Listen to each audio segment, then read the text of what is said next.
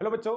तो आज हम लोग देखने वाले हैं कि बेटा पाई का मान 22/7 क्यों होता है और पाई का मान हम लोगों ने 22/7 लिया, ये क्यों लिया, किस तरीके से लिया, उसका हम लोग आज प्रूविंग करने वाले हैं। ये सभी को पता होगा कि पाई का मान 22/7 होता है, लेकिन कारण बहुत सारे बच्चों को नहीं पता, बहुत सारे टीचर्स को नहीं पता और अलग अलग लोग कारण बताते हैं। कई टीचर से आप बात करोगे तो लोग कहेंगे पाई का मान 22/7 ही होता है, ऐसा है, ऊपर वाले भगवान ने बताया है। ऐसा कुछ नहीं है।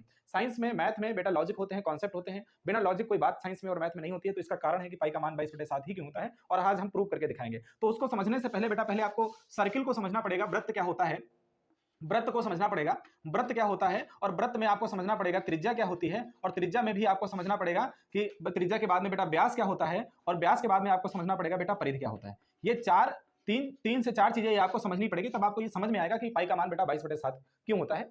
ये इस वीडियो में बने रहिएगा, आपको बहुत अच्छे से समझ में आ जाएगा पाई का मान 22/7 ही क्यों लिया। जो भी हमारे एक्सपेरिमेंट जो किया है साइंटिस्ट, जो मैथमेटिशियन ने जो एक्सपेरिमेंट किया है, उस एक्सपेरिमेंट हम करके आपको दिखाएंगे। तो बेटा वृत्त क्या होता है, वृत्त क्या होता है कि किसी सेंटर, किसी केंद्र, एक बिंदु से चारों तरफ की दूरी को अगर इस तरीके से क्लोज बंद कर दिया जाता है, इसको वृत्त कहते हैं।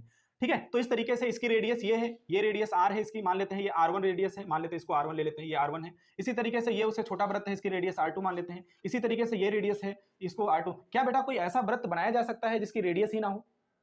तो कहोगे कि सर ऐसा वृत्त ही नहीं बनाया जा सकता जिसकी रेडियस ना हो, लेकिन ऐसा वृत्त बेटा बनाया जा सकता है। जब छोटी छोटी रेडियस करते लेके चले आओगे तो एक वृत्त ऐसा भी बनेगा जिसकी रेडियस नहीं होगी बेटा, वो उसको बोलते हैं बिंदु वृत्त।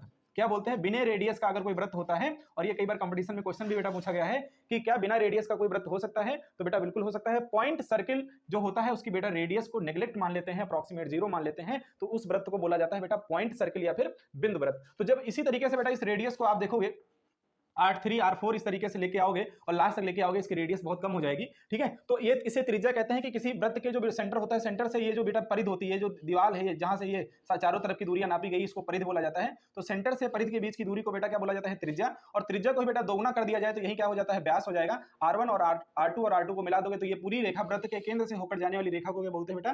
व्यास बोलते हैं। वृत्त के केंद्र से होकर जाने वाली रेखा को क्या बोला जाता है बेटा? व्यास बोला जाता है। तो ये हमारा व्यास हो जाता है, ये सभी को पता है, बहुत बेसिक क्लास में इसको बताया जाता है सर्किल और वृत्त और त्रिज्या में।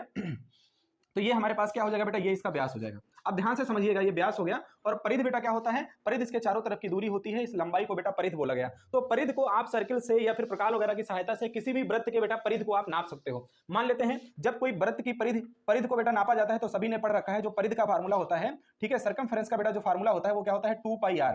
किसी भी वृत्त की त्रिज्या में अगर 2πr से गुणा कर दो, अभी पाई का मान क्या होगा अभी नहीं पता, लेकिन याद रखिए किसी भी वृत्त की सर्किल है उसकी त्रिज्या जो भी त्रिज्या हो, उसमें अगर आपने r से मल्टीप्लाई कर दिया तो उसकी पूरी लेंथ बेटा निकल के आ जाती है। ये पूरी लंबाई कितनी है, अब ध्यान से समझिएगा। ये पूरी लंबाई निकल के आ जाती है। और आपको ये भी पता होगा कोई भी वृत्त अगर आप बनाते हो तो उसका व्यास आपको पता होगा। क्यों? क्योंकि आपको त्रिज्या पता है। तो अगर उसका व्यास आपने निकाल लिया, उसका आपने व्यास निकाल लिया, मान लेते हैं आपने व्यास, ये तो बेटा मैंने फार्मूला लिख रहा है, आप लंबाई से निकालोगे व्यास। मान लेते हैं ये कुछ भी आ सकती है, ये मान लेते हैं x आएगा, x आ गया।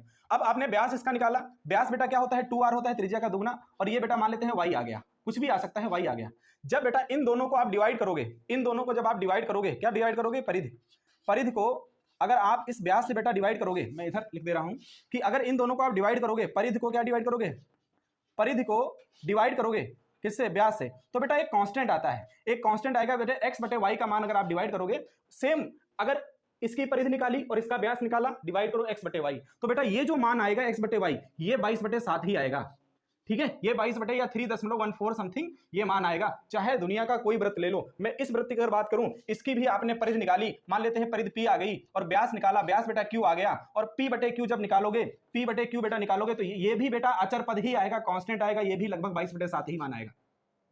अब इस वृत्त पे आ जाते हैं, तो तुम किसी भी वृत्त को ले लो, उसके चारों तरफ की लेंथ को निकालो और उसके व्यास से, जो उस वृत्त बनेगा उसके व्यास से अगर आप डिवाइड कर देते हो तो हमेशा बेटा एक अचर पद आएगा, चाहे छोटे से छोटा वृत्त ले लो और चाहे बड़े से बड़ा वृत्त ले लो। तो यहां से इन दोनों का जो मान कांस्टेंट आने लगा, जो ये मान आने लगा, इसका मान तब नहीं रखा गया था पाई, इसका मान, ये एक अचर पद आ रहा था। अब अचर पद को एक सिंबल देना था, अचर पद को एक सिंबल देना था, इसको किस प्रतीक से रिप्रेजेंट करें? तो बेटा इसी अचर पद को हमेशा हर वृत्त का मान, कोई भी दुनिया का ये वृत्त बना लो, इसकी लंबाई नाप लो, इसका व्यास नाप लो, भाग करो बेटा 22/7 ही आएगा। तो अचर पद को एक सिंबल देना था, उस सिंबल किसके रिप्रेजेंट कर दिया गया? पाई से। इसीलिए बोला जाता है कि पाई का मान क्या होता है बेटा? 22/7 होता है, या लगभग में 3.14 आता है। आप सभी को पता है पाई का मान जो 22/7 होता है वो एक परिमेय संख्या होता है, लेकिन रियल में जो पाई का मान होता है वो 3.14 लगभग ऐसे डिवाइड होता चला जाएगा, कभी रुकता नहीं। तो 3.14 करके जो पाई का मान आता है वो एक अपरिमेय संख्या है। कैसी संख्या है बेटा?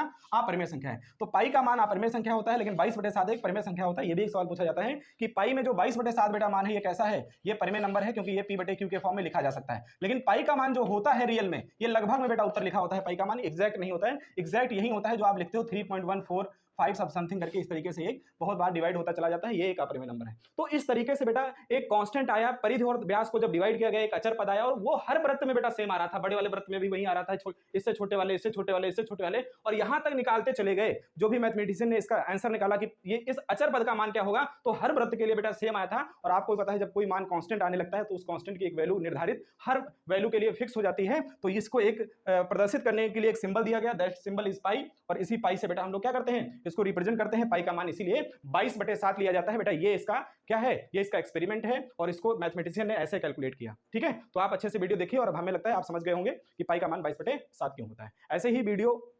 ऐसे ही रोचक कॉन्सेप्ट डिस्कस करने के लिए बेटा इस वीडियो को शेयर कर दीजिए। और अगर आपको और जानकारी चाहिए किसी भी टॉपिक के बारे में, जैसे आपने एक और सुना होगा, दुनिया में किसी की वैल्यू 0 होती है बेटा, उसकी वैल्यू 1 होती है। किसी की भी पावर 0 हो 1 होती है। कोई भी वैल्यू हो, 1000 की पावर अगर आप 0 कर दे तो बेटा इसकी वैल्यू कितनी होती है? 1 होती है। 2 की पावर बेटा 0 कर दो, इसकी वैल्यू 1 क्यों 1 होती है? तो ये आप कमेंट में बताओगे कि किसी की भी पावर अगर 0 होती है, किसी की भी x की पावर बेटा 0 करो, इसकी वैल्यू भी 1 होती है। तो दुनिया में किसी की पावर अगर 0 कर देते तो वैल्यू 1 क्यों होती है? इसका कारण आप बताओ कमेंट में। और ये आपके लिए एक चैलेंज है, आप अपने क्लास टीचर से पूछिए, प्रूव करके बेटा आपको दिखाना है कि इसकी वैल्यू 1 क्यों होती है। ठीक है, मिलेंगे ऐसे ही वीडियो में नेक्स्ट क्लास में।